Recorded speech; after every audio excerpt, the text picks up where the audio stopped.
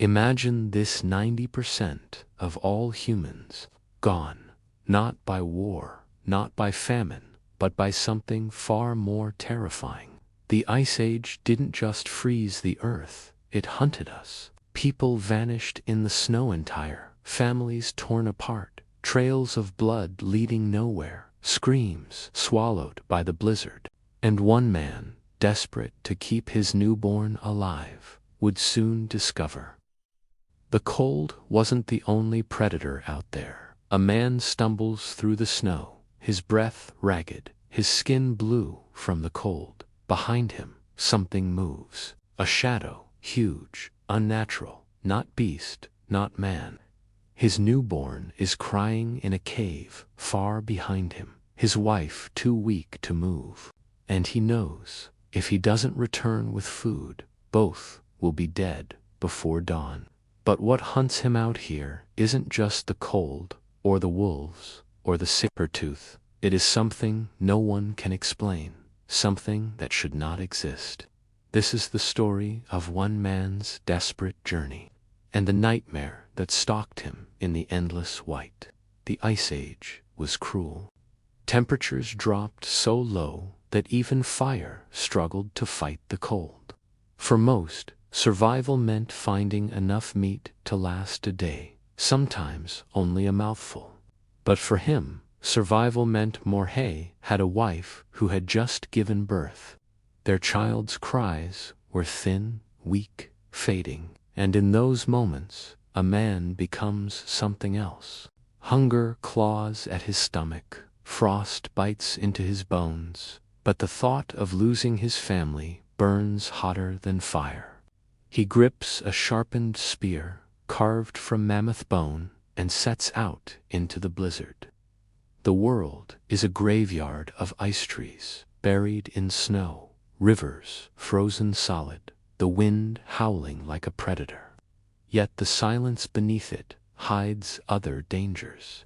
Predators lurk, drawn by the smell of weakness, the sound of footsteps breaking snow. Hours pass. His stomach twists in pain. His hands bleed from gripping the spear. Then a sound. Not the heavy steps of a mammoth.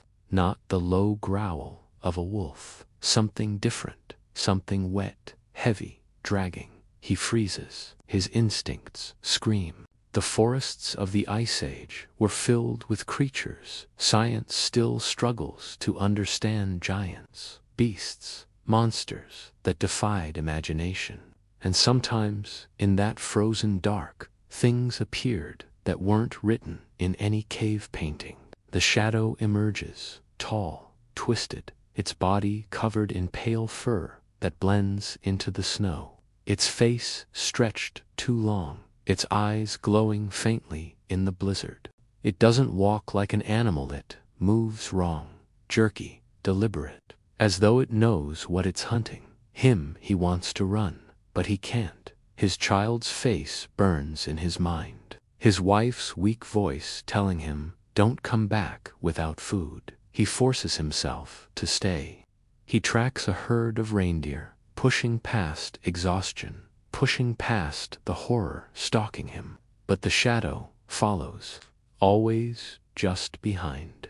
At night, he hides in the carcass of a fallen beast, its ribcage sheltering him from the storm. He whispers promises to himself. One more day, just one more day. I'll bring them meat. And outside, in the storm, he hears it breathing. The next morning, the herd is close. His spear is ready. He charges. The hunt is violent, desperate. He drives the spear into a reindeer's side. Blood spraying hot against the ice. For a moment, victory, food, life. But then he hears it again. The sound, the dragging steps, the shadow moves closer, drawn by the blood. His choice is brutal. Carry the kill home and risk leading the creature to his family, or leave it behind and watch his newborn starve. He carves what he can, his hands shaking, every second feeling like a countdown to death. The journey back is a nightmare. Snow blinds him, His legs nearly give out, but he sees the cave at last. His wife's eyes widen when she sees him, meat clutched in frozen hands. The baby cries louder now, sensing life returning. For a moment, hope. But then outside the cave he sees it, the shadow, waiting, watching. He doesn't speak. He doesn't tell her what followed him. He simply holds her hand, presses the food into her arms, and stares into the storm.